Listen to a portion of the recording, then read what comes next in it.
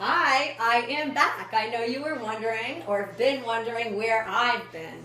So I've been like really super busy. I have, let's see, what have I done? I moved. Yeah, that was pretty big. I moved with my 3 kids into a great house. This is my brand new kitchen where I can do some great cooking. I love to cook. I haven't been cooking much. You know why? Because I also opened up an organic hair salon. That's been so awesome for me. And I talk about food a lot there. I do. So I figured, hey, let me get back into some videos, sharing some of my recipes. I have a great one today.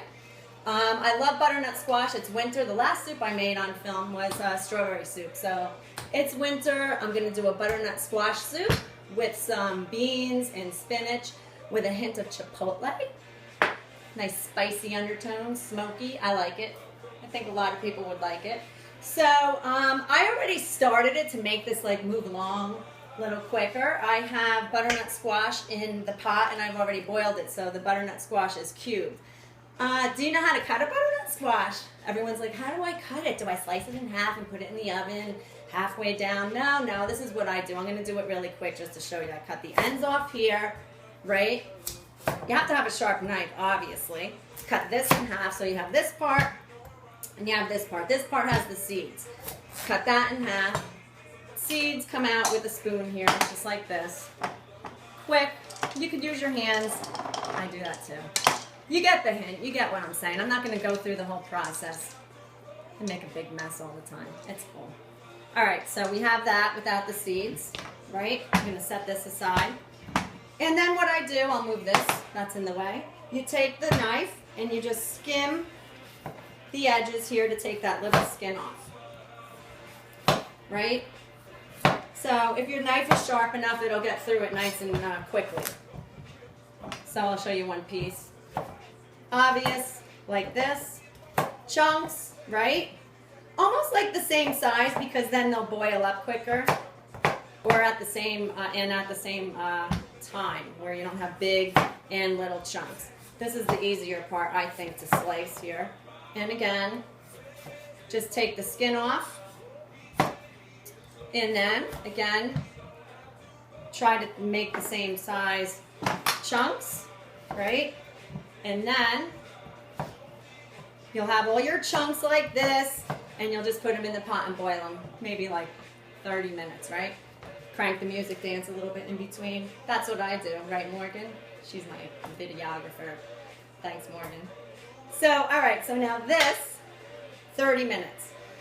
I have my handy dandy immersion blender. I think everyone should invest in this. I love this little tool. It's like easy to clean too, because you can actually puree everything right in the pot. So what I did is I did leave, and I'm not sure you'll be able to see it, but I'm going to just tell you, I left some water in there in the pot, right? Just a little bit. And then I will take the immersion blender and just actually puree the butternut squash until you kind of see less chunks.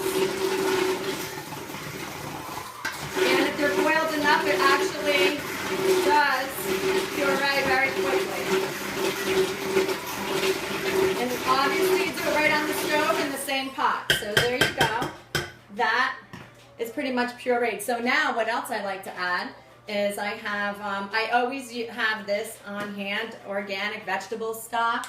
I just add, and I'm not going to measure anything because this is supposed to be easy. Like, I don't have time. I don't want to hear I don't have time to cook because, like I said, people, I just moved. I have my 3 kids. I have a salon now, and this is so easy to just come home and whip this up. I don't want to take out measuring cups and all this stuff. So this, let's say, just a little swirl, maybe half a box. If that, maybe not quite half a box, because you know what else I want to add? Is coconut milk. I add coconut milk to like almost everything. It really makes it creamy. It's dairy free. I don't eat dairy. You can, I wouldn't even add cream anyway if I ate it because I kind of like the taste of coconut milk. And this is the full fat coconut milk. So again, I just put everything right in the pot. So I want to add this stuff first so I can give it a little more of a puree with my immersion blender. Oh, and you know what else I've been doing? Yeah, Yeah, this is quite funny. People who know me know I've been doing this. I've been dating. That's been quite interesting, to be honest. Like, I have a lot of things in my pot. So I came back to my kitchen. I said, you know what? I miss my kitchen. That dating scene has been, it's been fun. Yeah, I have some good stories, and I thought it would be fun to like tell some stories while cooking some good meals. But I think I'm going to ease into that a little bit. Although, you know, I do the online thing, you know, you're scrolling online and you come across like this good-looking guy, and then you look at the profile name, desperate dad seeks companionship. It's like, yeah, okay, next. So anyway, it's a good story. I'll tell it another time. So now we have the butternut squash, the coconut milk, right? And then I'm going to also add, I have some organic frozen spinach. Very easy. Buy some of this. Keep it in your freezer, and you can add it to anything because you get your greens. So now I'm going to add some of the spinach. Yeah, it's been fun. You know, when Valentine's Day is coming. Yeah, well, you know, for those of you who have a significant other, I think this would be a great spicy treat. Little Chipotle. I think most people like Chipotle. It's not super spicy. It's smoky. So it hits the bottom of your throat like, oh, wow, that's really, I do like it. It's not as biting, if you will. Sea salt is always a staple too. Add a little salt. The spinach, I used half a bag. Little pepper. And as much as you like. And now I have a can of organic cannellini beans. I like these, are white kidney beans. You know, I thought black beans would look really nice in here too, especially with the chipotle. That would work, but I didn't have any. So this will do. I rinsed them, and I put them back in the can so you can see exactly what they are. Organic beans. Yep, right in. And now I'm going to give this a little stir because everything's pureed, right? It's so good. I love soup in the winter. I think it's really quite tasty. So yeah, you know, my salon is doing really well too. I just love it. And I'm like, I'm going to have to like bring some of my soups in there to serve to my guests because I can't possibly eat. So I'm hoping this meshes because my phone ran out of storage. So I have the whole soup made and I'm blabbing and blabbing, but I want to finish it off with a little agave nectar. And I'm telling you, this stuff just adds a little sweetness. It enhances flavor, just a little swirl, and that is it. And then the best ingredient ever, chipotle chili pepper.